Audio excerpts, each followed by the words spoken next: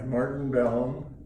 I had my left hip replaced, and the reason I came to see Dr. Frisch was I've had experience with Declare Lamachia Orthopedic Group, and I came in and asked who I should see. I was having trouble with my hip, saw Dr. Frisch, and I'm amazed at the results. After 6 weeks, I'm back to almost normal.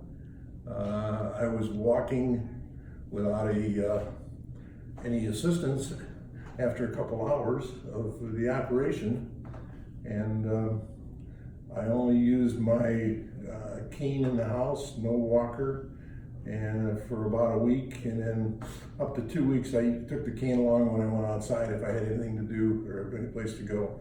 But other than that, I haven't used it since then. I'm amazed at the operation. My only problem was I should have done it about a year earlier. All right?